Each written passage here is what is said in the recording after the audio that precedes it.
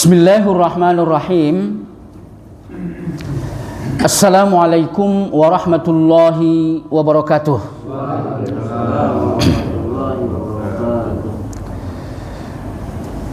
Alhamdulillahi rabbil alamin, alladzi nahmaduhu wa nasta'inuhu wa nastaghfiruh wa na'udzu billahi min shururi anfusina wa min sayyiati a'malina. Man yahdihillahu fala mudilla lahu wa man yudlilhu fala hadiyalah. Ashhadu an la ilaha illallah wahdahu la syarikalah wa ashhadu anna Muhammadan abduhu wa rasuluhu la nabiyya ba'dah. Qala Allah tabaraka wa ta'ala fi kitabil karim, a'udzu billahi minasy syaithanir rajim. Ya ayyuhalladzina amanu taqullaha haqqa tuqatih wa la tamutunna illa wa antum muslimun. Jamaah sekalian, bapak-bapak, saudara-saudara, semoga saja Allah senantiasa memberkahi dan merahmati kita semua, amin, Allahumma amin. Kembali kita panjatkan doa dan harapan tentunya kepada Allah Subhanahu wa ta'ala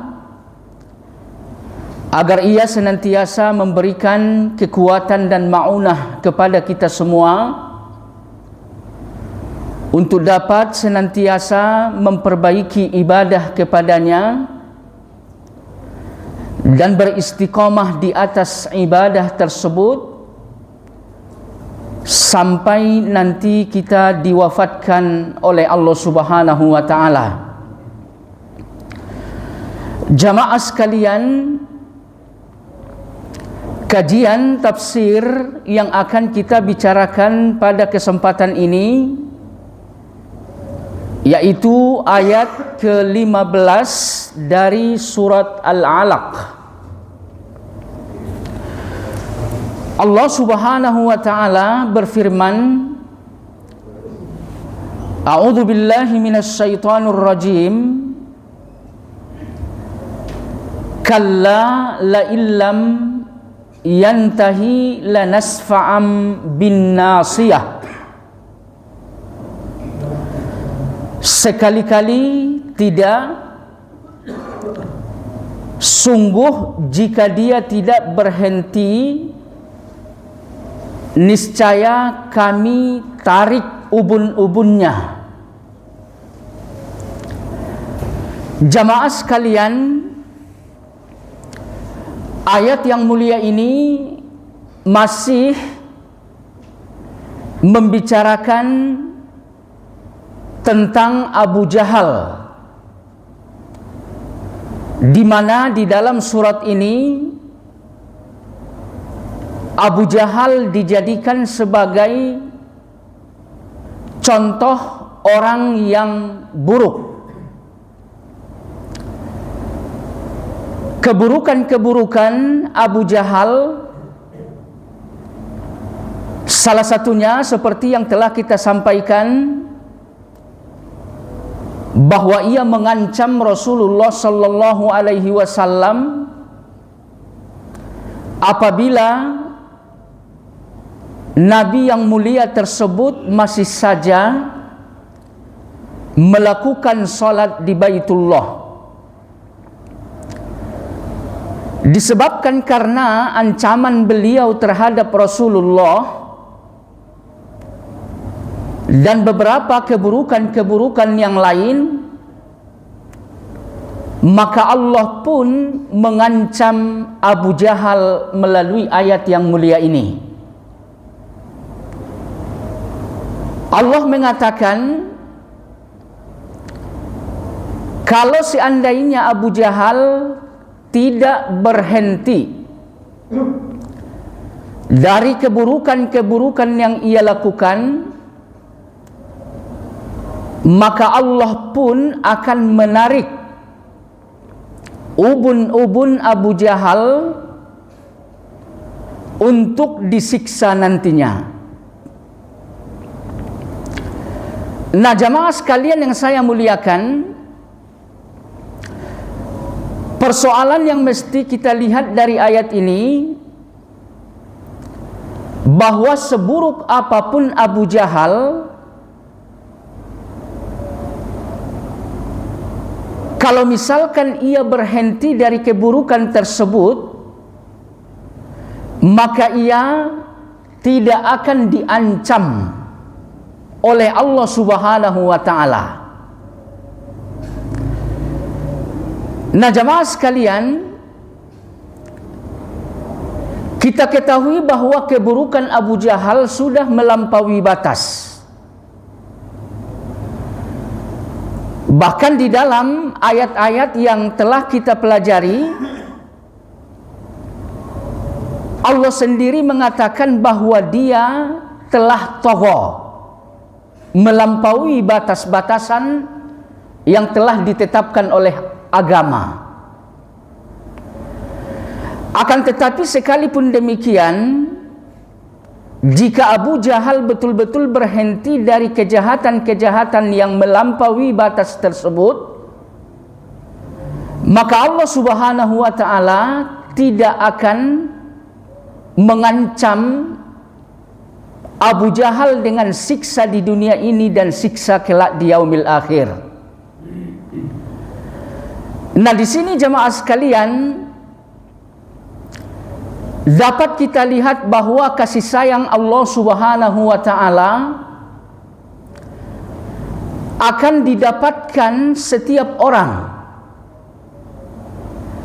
sekalipun orang tersebut telah banyak melakukan kejahatan atau maksiat. Yang penting ia bertaubat dan berhenti dari maksiat tersebut. Jika hal yang demikian telah dilakukan orang-orang yang bermaksiat, maka Allah pun akan menyelimutinya dengan kasih sayang berupa menerima taubat dan menghapuskan dosa-dosa orang tersebut.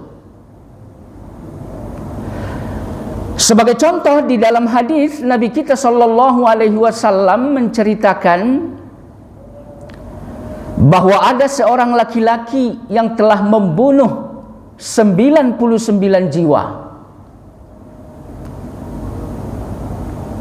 Kemudian ia pun hendak bertaubat, lalu ia mencari seorang guru, seorang yang bisa dijadikan tempat untuk belajar agama. Lalu ia bergegas dari kampungnya berjalan. Lalu di satu tempat ia pun ketemulah dengan guru yang ia cari-cari. Akan tetapi qadarullah, kata Nabi,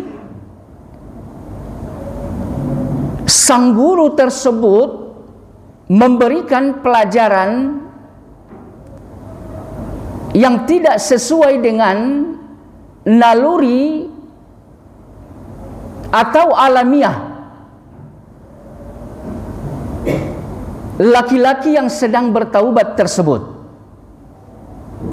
Artinya sang guru tersebut mengajarkan kesesatan.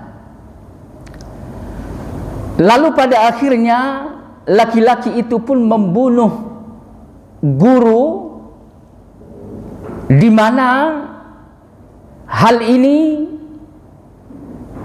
sesuatu yang tidak sesuai dengan apa yang semestinya, sehingga genaplah orang yang dibunuh menjadi 100 orang. Nah, jamaah sekalian, pada akhirnya laki-laki ini pun kembali berjalan untuk mencari guru yang lain. Akan tetapi di tengah perjalanan ia pun diwafatkan oleh Allah Subhanahu wa ta'ala. Nah, jamaah sekalian, pada akhirnya laki-laki ini pun, kata Nabi, menjadi penghuni surga disebabkan karena ia telah bertaubat, disebabkan karena ia telah berjalan dari kampung halamannya dalam rangka untuk mendapatkan ilmu. Nah, jamaah sekalian, demikianlah laki-laki tersebut. Dosanya begitu banyak dan begitu besar.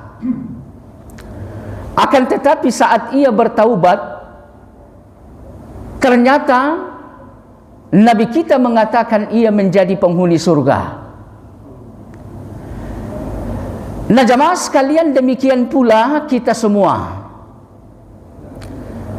Dan sudah barang tentu dosa-dosa kita tidak sebesar dosa Abu Jahal. Dan dosa kita juga tidak sebesar dosa laki-laki yang telah membunuh 100 jiwa. Alhamdulillah sampai saat ini dosa membunuh tidak pernah kita lakukan. Maka dari itu jamaah sekalian, sekalipun dosa kita begitu banyak, apabila kita berhenti dan bertaubat dari dosa tersebut, Allah Subhanahu wa ta'ala senantiasa membuka taubat dan istighfar kepada kita. Jadi tugas kita terhadap dosa-dosa bertaubat dan beristighfar. Kemudian selanjutnya jamaah sekalian yang saya muliakan, dalam rangka bertaubat dan beristighfar, dua hal ini tidak boleh dipisah. Artinya jamaah sekalian yang saya muliakan, perlu kita ketahui bahwa yang dimaksud dengan istighfar adalah berhenti dari dosa. Jadi apapun dosa yang kita lakukan, kita mesti berhenti dari dosa tersebut dan berjanji untuk tidak mengulangi dosa itu di kemudian hari. Kemudian yang dimaksud dengan taubat yaitu mengganti dosa-dosa yang dilakukan sebelumnya dengan sesuatu yang diperintahkan oleh Allah Subhanahu wa ta'ala. Jadi seseorang tidak cukup hanya beristighfar atas dosa yang ia lakukan. Ia juga dituntut agar mengisi hari-harinya dengan sesuatu yang diperintahkan oleh Allah Subhanahu wa ta'ala. Ya, sebagai contoh jamaah sekalian, banyak orang yang bertaubat dari minuman khamar misalkan. Saya akan berhenti, tidak akan minum khamar lagi. Nah, sampai di sini yang ia lakukan adalah istighfar. Artinya banyak orang yang berhenti dari minum khamar, akan tetapi kesehariannya masih saja tidak menjalankan sesuatu yang diperintahkan oleh Allah. Katakan misalkan sholat, nah kesehariannya belum menjaga sholat. Katakan misalkan membaca Al-Quran, kesehariannya belum digunakan untuk membaca ayat-ayat Allah. Katakan misalkan berbuat baik kepada tetangga dan keluarga, ternyata kesehariannya masih saja buruk terhadap tetangga dan keluarga. Jadi benar ia telah berhenti dari minuman khamar, tapi sesungguhnya ia belum bertaubat. Artinya ia belum mengganti keburukannya dengan cara menunaikan sesuatu yang diperintahkan oleh agama. Jadi dua hal ini adalah sesuatu yang mesti terkombinasi dalam diri kita yang telah berhenti dari dosa. Kenapa demikian jamaah sekalian yang saya muliakan? Disebabkan karena istighfar dan taubat ini merupakan manifestasi dari la ilaha illallah. Kita lihat kalimat la ilaha illallah artinya tidak ada yang berhak disembah kecuali Allah. Nah, di sini di dalam kalimat ini yang mesti kita fahami bahwa ada rukun yang pertama dalam la ilaha illallah tersebut, yaitu menafikan tidak ilaha, ada Tuhan yang berhak disembah kecuali Allah. Nah, di sini ada rukun untuk la ilaha illallah, yaitu menafikan, menolak. Nah, ini sama artinya dengan istighfar tadi. Artinya segala bentuk kejahatan yang tadinya kita lakukan mesti dinafikan, mesti ditolak, mesti berhenti. Kemudian illallah, kecuali hanya Allah. Nah, di sini ada rukun la ilaha illallah itu sendiri yang kedua, yaitu itsbat, di mana kita mesti menetapkan. Artinya di dalam la ilaha illallah kita harus menetapkan bahwa satu-satunya yang berhak disembah adalah Allah. Nah, sama taubat pun demikian. Kita harus menetapkan seluruh perintah-perintah Allah yang ada dalam agama ini untuk kehidupan kita sehari-hari. Artinya, tidak mungkin seseorang bisa menetapkan ketuhanan hanya bagi Allah sepanjang ia belum menafikan dan menolak Tuhan-Tuhan yang lain. Kemudian sama dengan apa yang kita bicarakan sekarang, tidak mungkin seseorang bisa menetapkan perintah-perintah Allah untuk dirinya sebelum ia benar-benar berhenti dari kejahatan-kejahatan yang dilarang oleh Allah. Maka dari itu jamaah sekalian yang saya muliakan, antara istighfar dengan taubat mesti terkombinasi dengan baik, sehingga kita betul-betul mendapatkan rahmat dan kasih sayang dari Allah Subhanahu wa ta'ala. Kemudian selanjutnya jamaah sekalian yang saya muliakan, kita lihat di dalam ayat ini bahwa Allah mengancam Abu Jahal dengan menarik ubun-ubunnya. Jamaah sekalian, menarik di sini dikatakan oleh ulama-ulama kita maksudnya adalah akhadha bisyiddah, mengambil dengan sangat keras.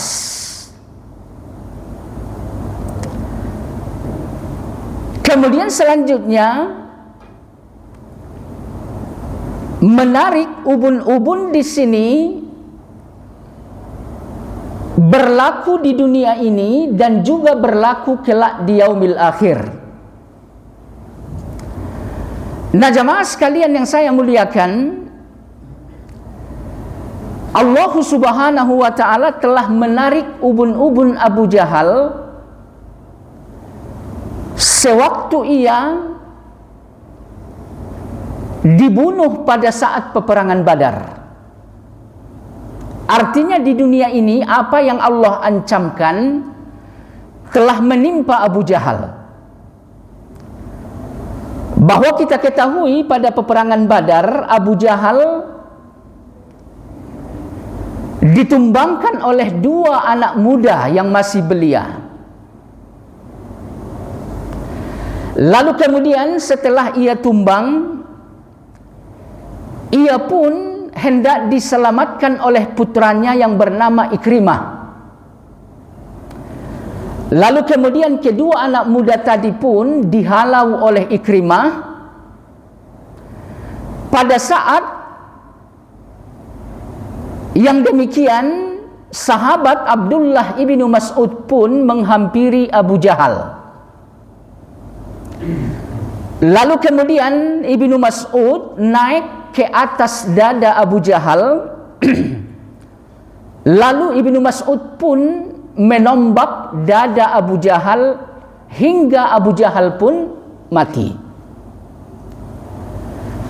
Nah, jemaah sekalian yang saya muliakan, setelah Abu Jahal mati, kemudian Ibnu Mas'ud pun menarik jasad Abu Jahal untuk dibawa ke hadapan Nabi sallallahu alaihi wasallam dengan cara menarik ubun-ubun Abu Jahal. Karena Ibnu Mas'ud ini adalah sahabat yang sangat kecil.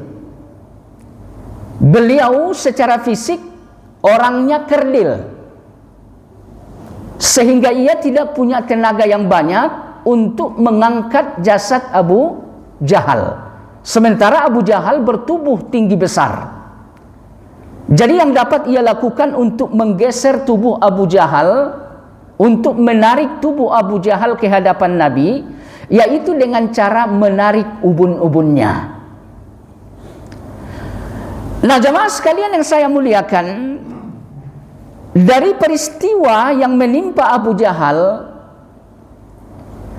yang mesti kita fahami jamaah sekalian, bahwa apa yang dijanjikan oleh Allah pasti benar, akan menjadi kebenaran di muka bumi ini, dan akan menjadi kebenaran kelak di yaumil akhir. Karena memang Allah subhanahu wa ta'ala la yukhliful mi'ad, tidak pernah ingkar terhadap janjinya. Maka salah satu yang dijanjikan oleh Allah terhadap kita, bahwa ia akan menarik ubun-ubun Abu Jahal, ini faktanya terjadi melalui tangan Ibnu Mas'ud. Jamaah sekalian yang saya muliakan, apabila kita lihat di dalam Al-Quran, sesungguhnya Allah banyak sekali berjanji kepada kita. Allah subhanahu wa ta'ala berjanji apabila seseorang betul-betul menjaga ibadah kepadanya, maka Allah mengatakan seluruh urusan-urusannya akan dimudahkan. Kemudian Allah juga berjanji kelak di yaumil akhir, orang seperti ini akan dimasukkan ke dalam surga. Nah, jemaah sekalian yang saya muliakan, ini yang berjanji adalah Allah tabaraka wa ta'ala. Akan tetapi persoalannya jemaah sekalian, banyak di antara kita melalui perbuatan-perbuatan atau tindakan-tindakannya seolah-olah menampakkan ia tidak percaya dengan apa yang dijanjikan oleh Allah, bahwa siapa yang beribadah kepada Allah, Allah akan memberikan kemudahan untuk urusan-urusannya. Bicara soal kemudahan dalam urusan, sesungguhnya kita mencari hal yang demikian kepada sesuatu yang lain dari Allah. Padahal tugas kita hanya beribadah aja, Pak. Jika kita ibadahnya bagus, kemudahan pasti akan Allah berikan. Nah, ini yang terjadi pada kehidupan kita sehari-hari. Seolah-olah kita ingkar terhadap apa yang dijanjikan oleh Allah berupa sesuatu kemudahan dalam urusan kita. Dengan cara apa? Dengan cara tidak mengibadahi Allah dengan baik. Kemudian Allah mengancam orang-orang yang tidak baik beribadah kepadanya kelak di yaumil akhir dengan neraka, akan dijauhkan dari surga. Nah, seolah-olah perbuatan kita menggambarkan jamaah sekalian bahwa keadaan kita kelak di yaumil akhir dalam keadaan aman, tidak sedang diancam. Kenapa demikian? Ya, karena kita masih saja mengabaikan ibadah yang diperintahkan oleh Allah Subhanahu wa taala. Jadi jamaah sekalian yang saya muliakan, persoalan yang dijanjikan oleh Allah pasti benar adanya. Sebagai contoh yang kedua jamaah sekalian, bahwa umat manusia secara tidak langsung selalu meragukan apa yang dijanjikan oleh Allah. Dalam masalah ini seperti ditegaskan oleh Imam Al-Ghazali, contoh yang paling konkret adalah urusan-urusan rezeki. Artinya umat manusia dalam urusan rezeki, kata Imam Al-Ghazali, sering mengingkari Allah Tabaraka wa Ta'ala, sering meragukan apa yang dijanjikan oleh Allah Subhanahu wa Ta'ala. Padahal kata Imam Al-Ghazali, di dalam Al-Quran Allah mengkomunikasikan soal rezeki dengan keadaan yang berbeda-beda. Kenapa komunikasi terkait rezeki Allah sampaikan dengan keadaan yang berbeda-beda? Supaya kita betul-betul yakin akan adanya rezeki tersebut. Imam Al-Ghazali mengatakan di dalam Al-Quran Allah mengkomunikasikan rezeki dalam bentuk khabar, berita, informasi. Allah mengatakan di dalam Al-Quran bahwa Ia Ar-Razzaq, Zat yang maha memberi rezeki. Kemudian Allah juga mengatakan di dalam Al-Quran bahwa Ia Al-Qahhar, maha mampu untuk menyampaikan rezeki kepada siapapun yang Ia kehendaki. Jadi soal rezeki Allah sampaikan kepada kita dalam bentuk informasi. Allah umumkan kepada kita bahwa Dia memiliki rezeki yang kita butuhkan. Kemudian jamaah sekalian di dalam Al-Quran juga kata Imam Al-Ghazali, Allah menyampaikan urusan tentang rezeki dalam bentuk janji atau jaminan. Allah mengatakan, wa ma min dabbatin fil ardi illa 'alallahi rizquha.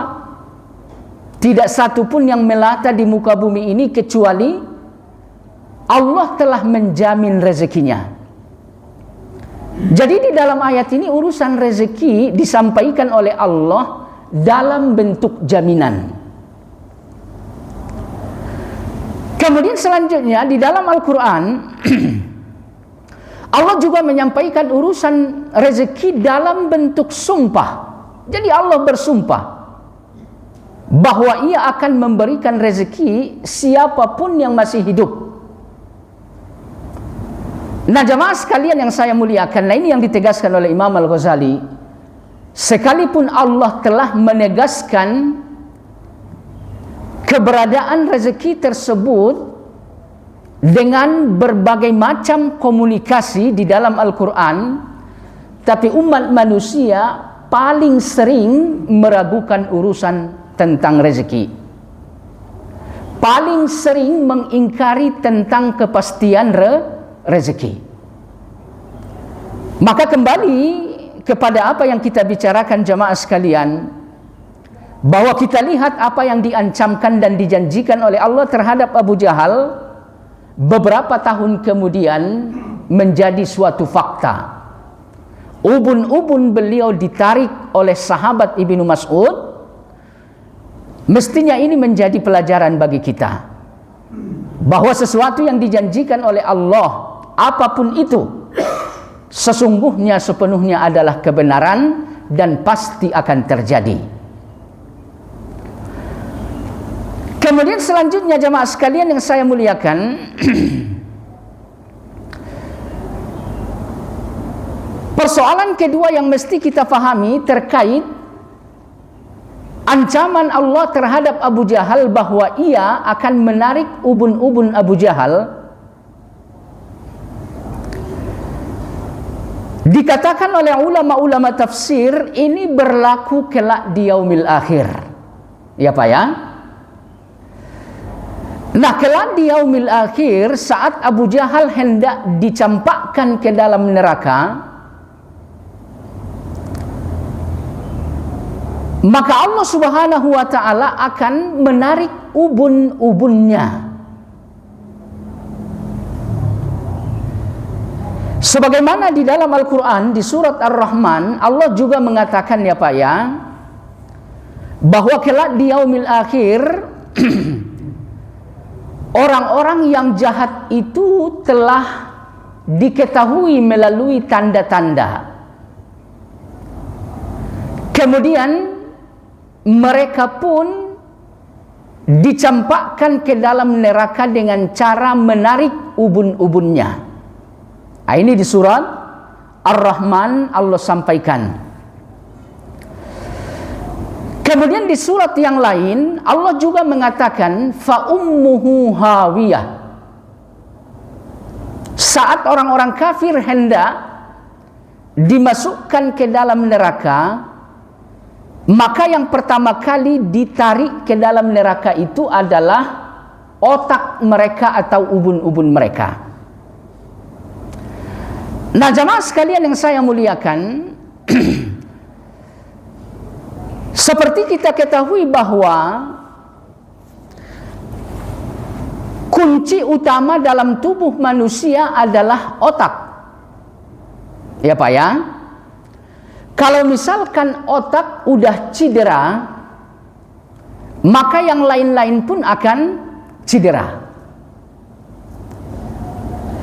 Kalau misalkan otak udah rusak, maka seluruh tubuh pun akan rusak. Jadi berbeda kalau misalkan anggota tubuh yang lain, katakan tangan kita kepotong gitu Pak, insya Allah organ tubuh yang lain tidak rusak.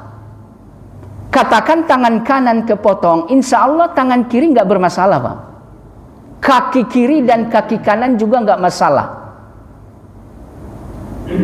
Akan tetapi kalau misalkan otak yang sudah rusak, udah semuanya bakal rusak.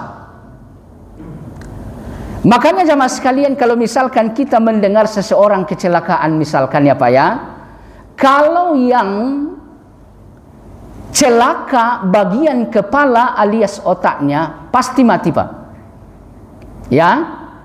Jadi bisa-bisa di tempat kejadian kecelakaan tersebut bisa mati gitu ya. Tapi kalau misalkan seseorang celaka, katakan dilindas truk gitu Pak ya, ternyata yang dilindas tangannya atau kakinya, insya Allah tidak masalah Pak. Paling patah, dibawa ke rumah sakit, insya Allah bisa sembuh. Kalaupun nggak sembuh, ya diamputasi. Yang lain tidak masalah, insya Allah masih bisa hidup. Nah ini jamaah sekalian yang saya muliakan, kita lihat orang-orang kafir termasuk Abu Jahal, yang pertama kali dimasukkan ke dalam neraka apanya Pak? Otaknya atau ubun-ubunnya. Sehingga apa? Keadaan tubuh yang lain pun akan.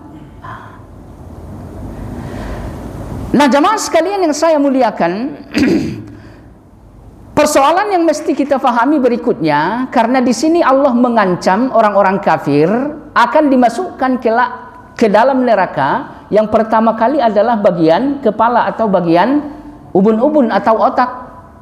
Nah persoalan lain yang mesti kita pahami di sini, disunnahkan pada saat, ya Pak ya, disunnahkan pada saat memasukkan jenazah ke dalam kubur dengan mendahulukan kedua kaki. Ya Pak ya. Jadi kalau kita hendak memasukkan jenazah ke dalam lahat, ini dianjurkan atau disunnahkan kaki jenazah itu terlebih dahulu yang dimasukkan. Jangan kepalanya yang diturunkan terlebih dahulu. Artinya apa? Perbuatan ini dianjurkan sekaligus menjadi doa agar supaya kuburan bagi jenazah tersebut tidak sama dengan neraka. Karena potensi kuburan bagi orang, bagi manusia ya Pak ya, bisa menjadi lubang neraka, bisa menjadi lubang surga. Bisa menjadi taman-taman surga Pak. Jadi kalau misalkan kita masukkan jenazah kakinya terlebih dahulu, nah ini merupakan permohonan agar lubang kubur itu tidak menjadi bagian dari ancaman neraka Pak. Tapi kalau misalkan ini sebatas sunnah aja Pak ya, jangan dikira wajib juga, ini sunnah aja. Jadi dianjurkan oleh Rasulullah kita masukkan kakinya terlebih dahulu, jangan kepalanya. Supaya apa? Tidak sama dengan cara Allah memasukkan orang kafir nantinya ke dalam lubang neraka. Baik. Kemudian selanjutnya jemaah sekalian, kita lihat di ayat ke-16. Allah Subhanahu wa taala mengatakan nasiyatin kadzibatin khati'ah. Otak atau ubun-ubun Abu Jahal yang telah diancam oleh Allah tadi, ternyata isinya apa Pak? Kadzibah. Apa artinya kadzibah? Kedustaan. Khati'ah. Apa artinya khati'ah? Kejahatan atau kesalahan. Nah, ulama-ulama tafsir mengatakan terkait ayat ini ada dua hal yang mesti difahami setidaknya Pak ya. Ada dua hal yang mesti kita fahami. Yang pertama, kadzibah berkaitan dengan ucapan. Kemudian khati'ah berkaitan dengan perbuatan. Jamaah sekalian yang saya muliakan, kita ketahui bahwa dusta itu adanya dalam ucapan. Akan tetapi kalau misalkan seseorang berdusta, pasti akan diikutin ama perbuatan-perbuatannya. Jadi kalau kita berdusta Pak, kejahatan dalam bentuk perbuatan pun pasti akan mengiringi dusta tersebut. Ya, jadi wallahu alam, antara dusta yang kita keluarkan dalam ucapan kita dengan tindakan kejahatan yang kita lakukan, ini selalu bersamaan. Maka oleh karena itu, apabila kita hendak berhenti dari suatu kejahatan, persoalan pertama yang mesti kita jaga adalah ucapan. Ya Pak ya. Jadi kejahatan dalam ucapan pasti menuntut kejahatan dalam perbuatan. Ya. Nah jamaah sekalian yang saya muliakan, sebagai contoh misalkan ulama-ulama kita mengatakan bahwa dusta itu adalah dosa yang sangat besar. Kenapa demikian? Disebabkan karena dusta pasti akan melahirkan dosa-dosa yang lain. Nah, ini nih Pak. Dosa-dosa yang lain di sini maksudnya dosa dalam bentuk perbuatan. Ya, dosa dalam bentuk perbuatan. Jadi wallahu alam, ini persoalan pertama yang mesti kita pahami. Ya. Kemudian persoalan kedua yang mesti kita pahami di sini Pak, ulama-ulama kita mengatakan bahwa khati'ah artinya kesalahan atau keburukan yang dilakukan dengan sengaja. Ya Pak ya, jadi itu yang dimaksud dengan khoti'ah. Dalam bahasa Arab, orang yang melakukan keburukan juga disebut dengan al-mukhti. Akar katanya sama Pak ya, khoti'ah dengan al-mukhti. Cuman bedanya, ini Pak, kalau khoti'ah itu dengan unsur kesengajaan. Adapun al-mukhti, ini tanpa ada kesengajaan. Maka di dalam ayat ini kita lihat yang disebutkan oleh Allah adalah khoti'ah. Nah ini yang mesti kita pahami Pak. Orang yang akan diancam oleh Allah adalah orang yang melakukan kesalahan-kesalahan atau keburukan dalam keadaan sengaja. Ya Pak ya. Adapun orang yang melakukan kejahatan tanpa ada unsur kesengajaan, insya Allah ini ditoleransi. Ya, insya Allah agama akan memberikan toleransi kepada orang yang melakukan kejahatan tanpa ada unsur kesengajaan. Baik. Nah, jamaah sekalian yang saya muliakan, jadi di sini Allah menggambarkan bahwa Abu Jahal itu kadzibah, banyak berdusta, kemudian khoti'ah, banyak melakukan kejahatan yang disengaja. Maka kita pun harus waspada Pak ya, melalui ayat ini kita mesti waspada. Jangan sampai kita melakukan kedustaan, jangan sampai kita melakukan unsur kesengajaan saat melakukan keburukan atau kejahatan. Baik. Kemudian selanjutnya jamaah sekalian yang saya muliakan, falyada'u nadiyah. Ya, falyada'u nadiyah. Allah Subhanahu wa taala di sini menantang Abu Jahal. Kalau misalkan ia bisa melawan Allah Subhanahu wa taala, maka hendaklah ia memanggil kelompoknya. Ya Pak ya, hendaklah ia memanggil kelompoknya. Nah jamaah sekalian yang saya muliakan, kita ketahui bahwa Abu Jahal ini seorang tokoh dan banyak sekali pendukungnya dari kalangan orang-orang Quraisy. Dan di sini Imam Ibnu Katsir mengatakan, ya Abu Jahal memang menyampaikan kepada Nabi kita bahwa ia memiliki kekuatan dalam artian punya banyak pendukung, sehingga ia berani mengancam Nabi kita kalau misalkan Nabi masih saja melakukan sholat di mana? Di Baitullah. Nah jamaah sekalian yang saya muliakan, nah ini yang ditantang oleh Allah. Kalau misalkan Abu Jahal bisa melawan Allah Subhanahu wa taala, ya udah, silahkan dipanggil kelompok-kelompok pendukungnya. Nah jamaah sekalian yang saya muliakan, persoalan yang mesti kita pahami di sini Pak ya, bahwa keburukan Abu Jahal bukan keburukan biasa-biasa. Artinya dalam urusan keburukan tersebut Abu Jahal sebagai tokohnya. Ya. Jadi Abu Jahal sebagai tokohnya. Masih banyak kroni-kroni atau kelompoknya yang lain. Akan tetapi Abu Jahal lah pimpinannya.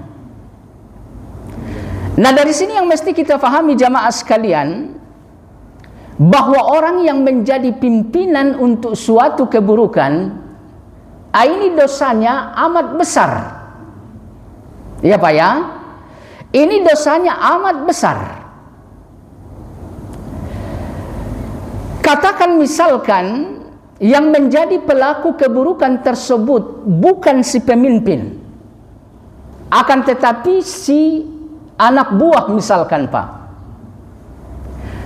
Akan tetapi Karena si pemimpin ini otak dari keburukan tersebut.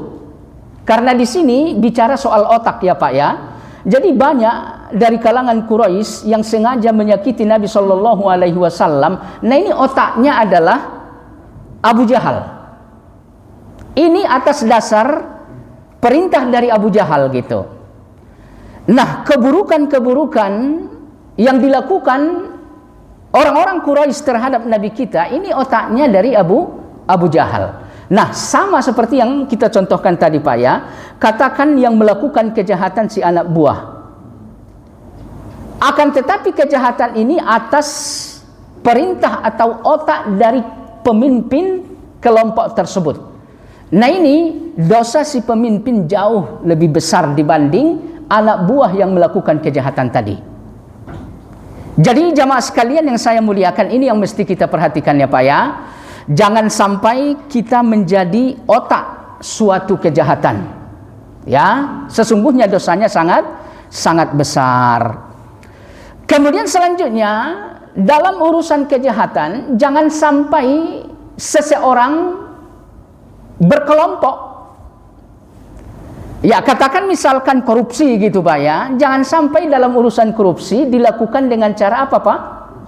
Berjamaah, kolektif gitu ya. Wallahualam.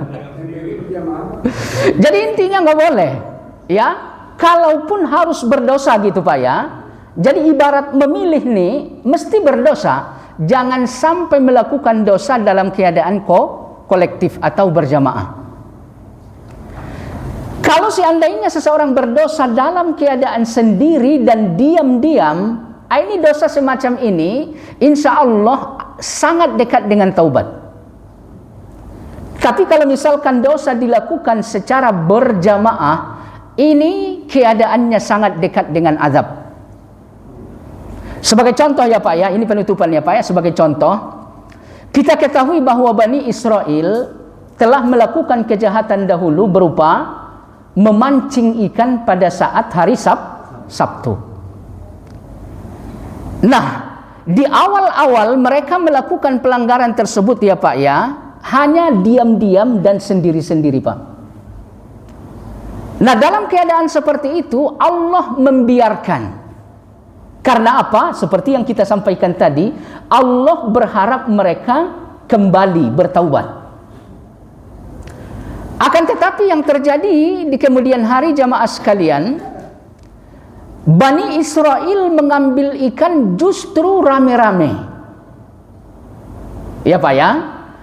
Bahkan Bani Israel menjadikan hasil tangkapan ikan tersebut sebagai sumber pendapatan.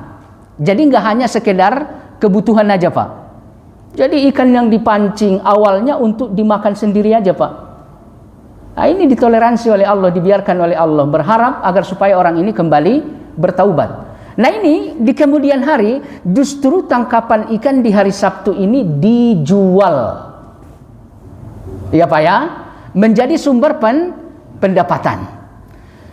Nah ulama-ulama kita mengatakan jamaah sekalian, pada akhirnya ya di dalam Al-Quran Allah bercerita bahwa ia mengutuk Bani Israel menjadi apa Pak? Menjadi kera. Kemudian dalam riwayat lain menjadi babi. Ada dua riwayat Pak ya, ada dua riwayat.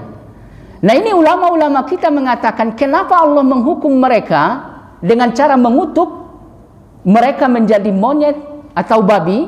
Nah ini Pak, karena pelanggaran tersebut telah dilakukan secara kolektif, kemudian telah dijadikan sebagai sumber pendapatan. Maka ya seperti disampaikan tadi Pak ya, kalaupun harus berdosa ya hati-hati, jangan sampai kita melakukan sebuah dosa dalam keadaan berjamaah. Karena berdosa dalam keadaan berjamaah ini menunjukkan bahwa kita tidak lagi memiliki rasa malu. Tidak malu di hadapan manusia dan tidak malu di hadapan Allah Tabaraka wa Ta'ala. Dan dosa semacam ini sangat dekat dengan siksa. Adapun jika berdosa ya, jika seseorang berdosa dalam keadaan diam-diam, dalam keadaan rahasia, tidak ada yang tahu kecuali dirinya, insya Allah dosa semacam ini sangat dekat dengan pengampunan. Demikian yang bisa disampaikan. Insya Allah yang paling penting dari apa yang kita bicarakan yaitu persoalan kedustaan tadi Pak ya. Karena dusta ini masih sering saja gitu Pak ya terjadi dalam kehidupan kita sehari-hari.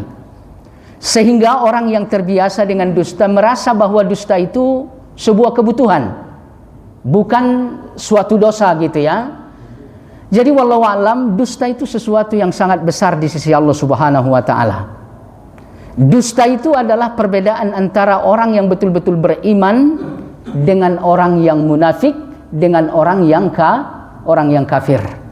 Saat Allah bicara terkait orang-orang munafik, sifat mereka yang paling menonjol kata Allah adalah dusta. Saat Allah bicara tentang orang kafir sama Pak. Sifat yang paling menonjol dari orang kafir itu adalah dusta. Adapun orang-orang yang beriman, sifat yang paling menonjol dari mereka as-sidik. Apa artinya as-sidik Pak? Benar dan jujur. Barang siapa yang senantiasa benar dan jujur, insya Allah nanti pun akan menjalani hisab dalam keadaan mudah. Karena kejujuran kita di dunia ini akan terbawa nanti di akhirat Pak. Kata Nabi SAW, orang yang akan mendapatkan hisab yang mudah kelak di yaumil akhir adalah orang yang dipanggil oleh Allah ke hadapannya, kemudian Allah menutup mereka, Allah dengan orang tersebut dengan satir, sehingga dia tidak terlihat oleh orang banyak gitu Pak. Lalu kemudian Allah bertanya, dalam keadaan berdua ya Pak ya, Allah bertanya, apakah engkau melakukan ini? Apakah engkau melakukan ini? Ini. Semuanya dijawab dengan jujur. Ya Pak ya, jadi nggak ada kilah. Nggak ada apa namanya? Bahasa kitanya Pak, berkilah itu. Ngeles gitu ya. Jadi nggak ada cerita ngeles. Jadi ditanya oleh Allah, apakah engkau melakukan dosa ini? Iya, saya lakukan ya Allah. Ini semua dosa yang ia lakukan ditanyakan oleh Allah, ia jawab dengan jujur, saya lakukan. Nah ini buahnya apa? Allah mengatakan satartuhu fid dunya wa ghafartuhu lakal yaum. Dosa-dosamu itu semasa di dunia telah kututupi. Ya Pak ya, telah kututupi. Adapun pada hari ini akan aku ampuni. Jadi ini buah dari kejujuran Pak ya. Maka dari itu yang paling pokok di sini untuk menjadi pelajaran bagi kita semua, jangan lagi melakukan kedustaan disebabkan karena ini persoalan yang sangat besar di hadapan Allah Tabaraka wa taala. Baik, kita tutup dengan kafaratul majelis. Subhanakallahumma wa bihamdika asyhadu an la ilaha illa anta astaghfiruka wa atubu ilaik. Assalamualaikum warahmatullahi wabarakatuh.